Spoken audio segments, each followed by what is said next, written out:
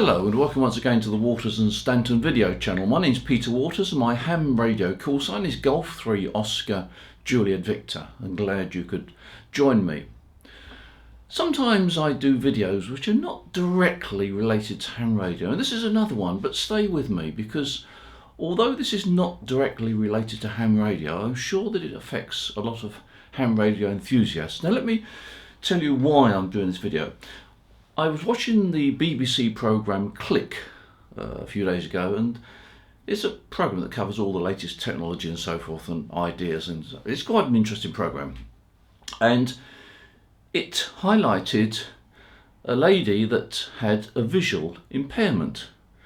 And although she could see objects, she had trouble in actually sort of differentiating what the different objects were. And she came up with an app which she's developed, and it enables people that suffer the same problem as she has to use their smartphone in order to sort of make sense of the visual landscape. Now, I know that a lot of ham radio operators probably have visual impairments of various degrees. In fact, many of us do. We start off with perhaps not being able to see number plates at the right distance, or not being able to read, and we have reading glasses. And then as you get older, things happen like cataracts and so forth. And other things can be even more severe and cause problems. And there's nothing more frustrating from somebody that's got visual impairment. They can't operate their radio stations they used to, or they'd like to be, because of the problems. And I think it's worthwhile just sort of looking at it and seeing what the solutions are.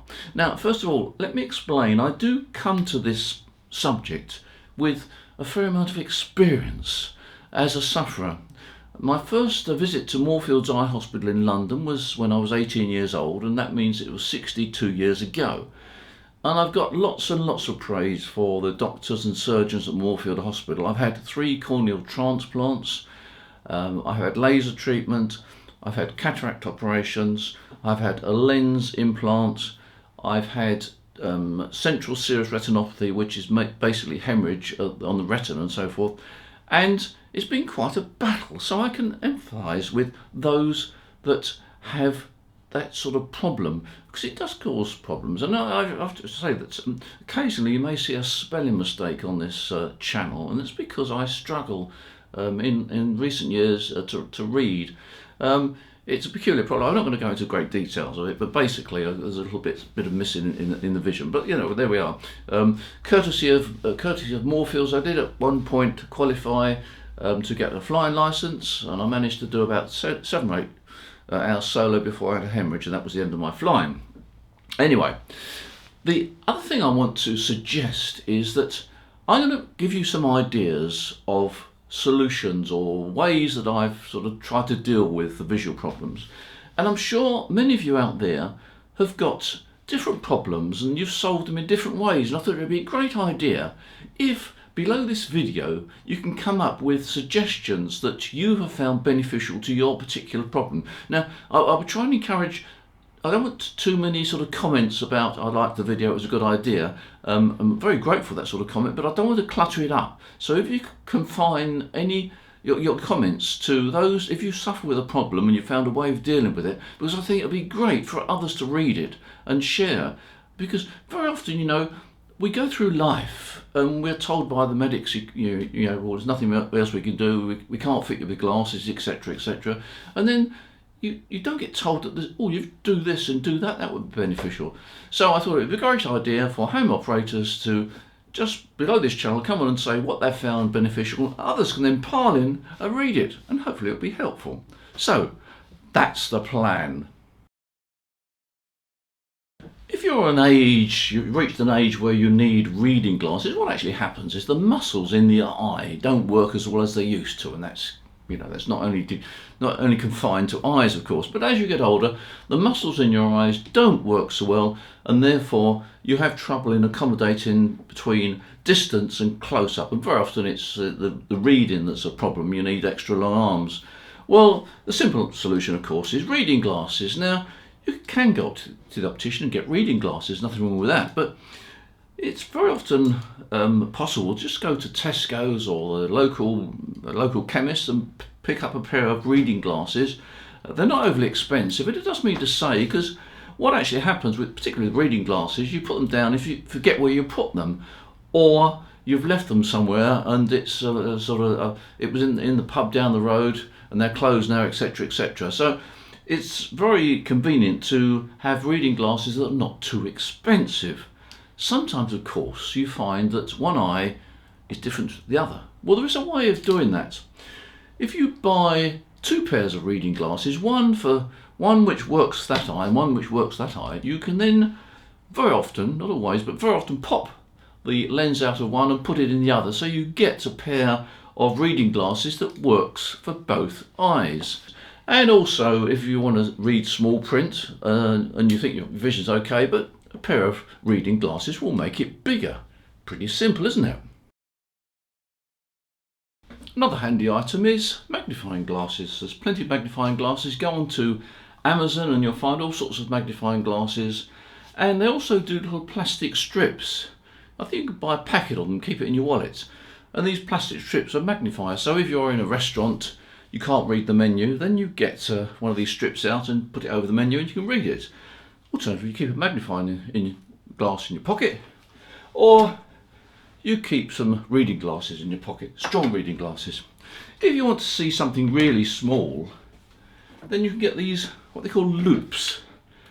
This one I originally bought for photography, for looking at negatives, but basically it's quite powerful. It's the sort of thing that you would use for photography, looking at the old films used to have before we had digital cameras, and that is great for looking at small components and so forth. And it's got a little slide there, and we can see that. If you pull that down, it completely blocks out the light, which is okay if you're looking at an illuminated object, but if you want the external light to illuminate it, then you push that back and you can see the object with the outside light, peripheral light, lighting up the object. Now, for close work where you need two hands, again from Amazon you can get these magnifying glasses that go on like that. These are fairly powerful. They're probably a bit more powerful than strong reading glasses, but in addition you can get extra lenses. They give you two extra lenses that you can put one on top of the other, which makes it really large. You can actually work very close. And the good thing about this is that with these on, you've got both hands free. So if you're doing a soldering job, firing components, you can put that on there. Unfortunately, this particular one you can't fold up. You have to put it on your head like that. But with the addition of another lens, they give you two lenses. You get a really powerful, close working magnifying headset, if you like. Oh, this one here has also got a light on it. I think, yeah, got a light on it there, so you can illuminate the subject. Quite handy, and not overly expensive from Amazon. I think about £15, something like that, carriage free, of course. Now, there's one thing that a lot of people do struggle with, and that's displays, equipment displays. And you put on reading glasses or a magnifier and it's not quite the same. And some of these LCD and LED displays are a bit challenging. Well, what I've found is, if you get, again on Amazon, you get these viewers that is designed for looking at the rear display of a camera. A digital camera that usually got a display on the back, and you hold this on there and look through there, you get a magnified view of the rear display. This works extremely well for LCD and LED displays on equipment.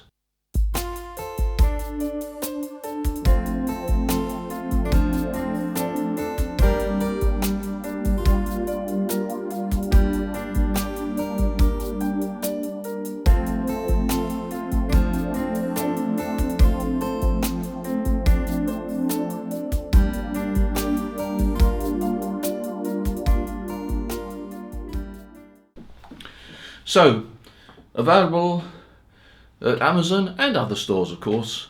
It's a nice little unit, and again, not very expensive. May enable you to read your display with ease. Now, what about the manuals that come with equipment?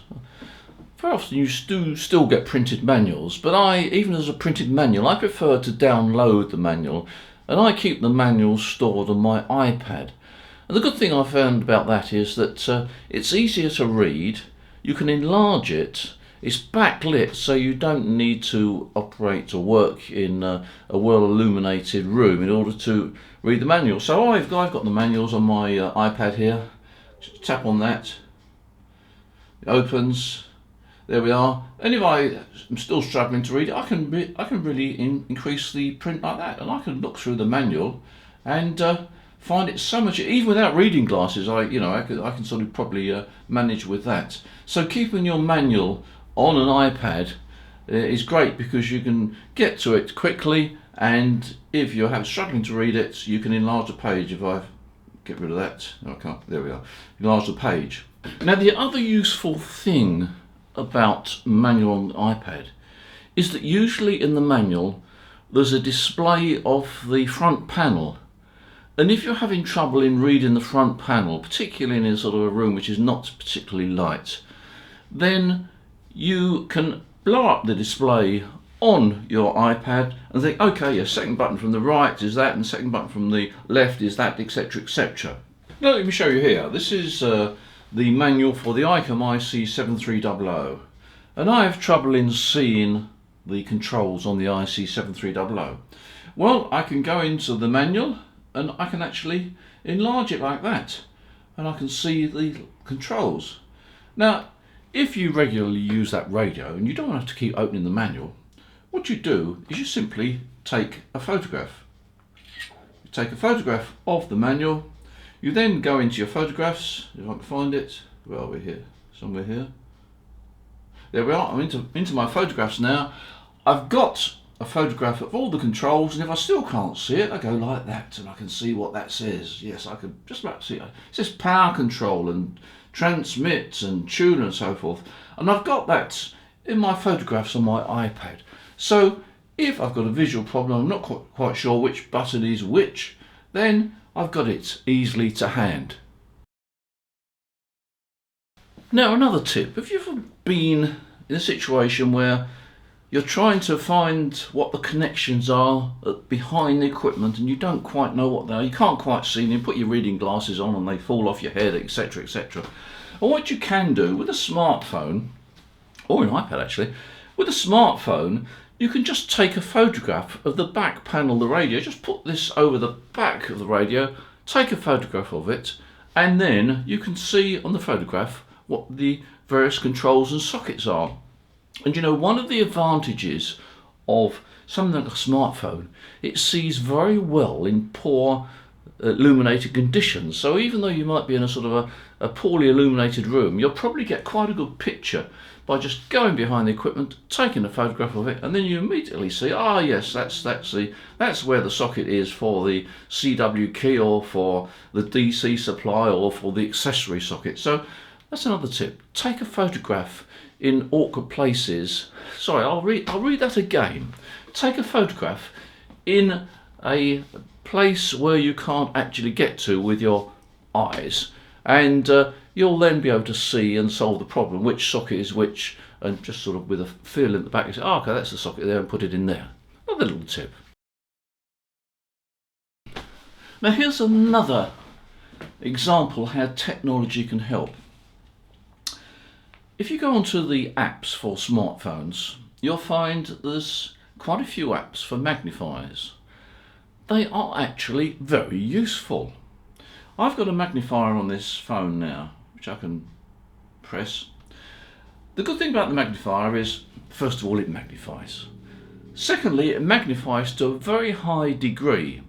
I can actually put a book on the table there. I could hold the magnifier there, and I can zoom in so I can see individual words, and I can read the book like that by running the phone across the book. It works extremely well in dim light. You can, if you wish, switch the light on the back of the phone, but generally speaking, if there's a light at all in the room, you don't need that. You can zoom in and you can read it extremely well, and it's also stabilized.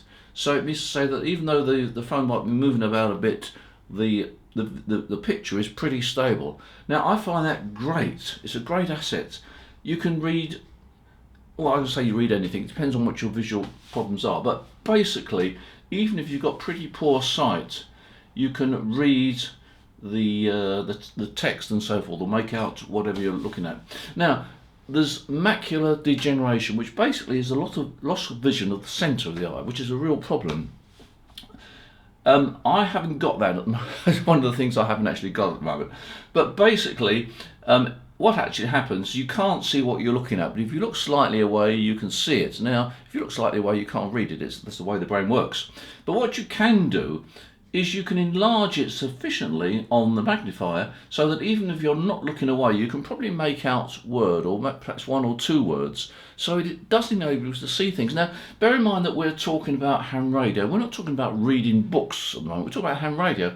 So if you've got macular degeneration or some other eye defects, even if you can't read text like a book, you may well find that with this magnifier zoomed in, you can actually make out the words on the front panel of the radio, whatever you're looking at. I find it very, very useful indeed. And if you've got a smartphone, it's well worth having that because it does solve an awful lot of problems. Now, probably the last problem that I can sort of cover. Sometimes what you find is when you get older, not only does your vision deteriorate, but also the contrast. You get low contrast vision. It's almost like looking through a sort of slight fog. And you may think it's foggy vision, but actually it's low contrast vision. If you suffer with that, there are some ways you can improve it. You can't overcome it, but you can improve it. And that is to use coloured glasses. Now, I've found personally, and this goes back to photography, you can get yellow glasses that have got a yellow lens in, and that improves the contrast. And in fact, you'll be quite amazed on a sunny day. You look at the clouds, and they really do sort of jump out at these clouds because it increases the contrast. Yellow is a good way of increasing the contrast. Not greatly, but it does increase the contrast. It's quite a pleasant, relaxing sort of visual effect. If you want to go one stage further, you can use orange glasses, orange lenses, and they increase the contrast even more. You'll find that on a sunny day, it really does improve the contrast of the vision. And if you want to go the full hog, it's red. Go for red, and you'll find that the contrast is really good. Now, the downside of this is that when you put colour filters in front of your eyes, you lose a certain amount of illumination. So yellow is not too bad at all. It's not too bad. Even indoors, I think it's okay. Orange, you do start to lose the illumination indoors, and red is it's almost like sort of fairly strong sunglasses. But there are occasions, particularly outside and a summer's day, when you'll find that yellow or orange or red will improve the contrast. So it's another thing to bear in mind. That is a good tip that I found as well. If you've got low contrast vision, try putting yellow, orange or red lenses in front of you. Again, available from various places on the internet, quite reasonable price. So that, really in a nutshell, is the various things that I've found beneficial. Now, I'm sure there's other ideas. Oh, there's one other thing you can actually try as well. It's Pinhole. It's quite interesting actually. Even if you've got normal vision, but you need reading glasses, it would be nice if you get a bit of dark paper, but get a bit of paper and make a pinhole in it. You can't really make it with a pin. You need something a bit larger. You need a little tiny hole. Call it a pinhole because it's a small hole. You can make a hole in the paper if you've got a very small drill bit for a drill, just sort of make a little hole in it.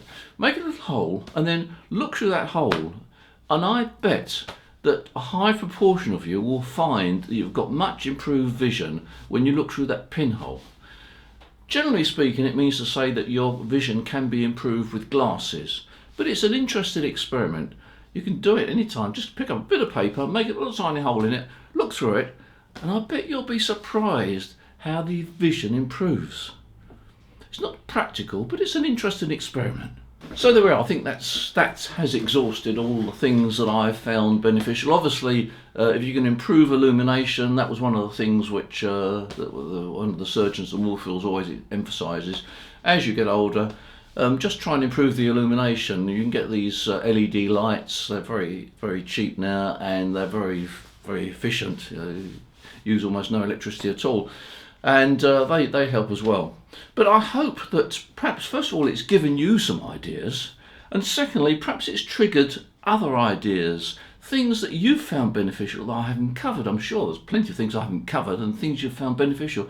But more to the point, I'd like this video perhaps to help those that are still wondering what they can do to improve their vision or to improve their ability to operate the ham radio equipment. So again, I would ask you to put your ideas below this video, but don't clutter it up with, oh, it was lovely to, Peter, glad to see you back, etc., etc. Do you have a good Christmas, etc.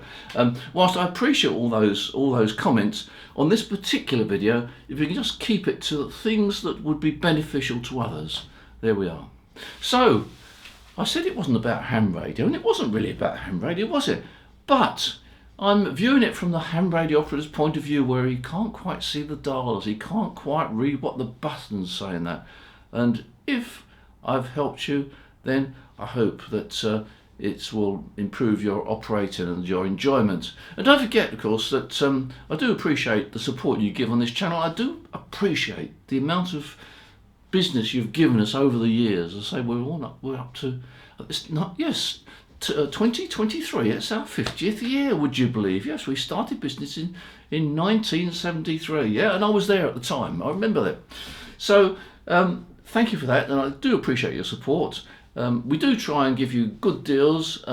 If you're in the field for buying some gear and that, and you don't know what you want to buy, or you think we perhaps could do a better price, then just ask us. I can't promise the earth, but we'll do our best, because I'm not here to do videos which says, oh, buy this and this is great, that is great. There's plenty of other videos on the YouTube that sort of cover that subject in that sort of way, which not everybody likes. But I'm here to sort of try and give you benefit of my experience and try and put back into the hobby what I've benefited from over the last 60 years. There we are. I'll say no more. That's it. That's the video. And there is more to come, of course, as usual, in the next video. And I look forward to seeing you in the next video. Bye for now.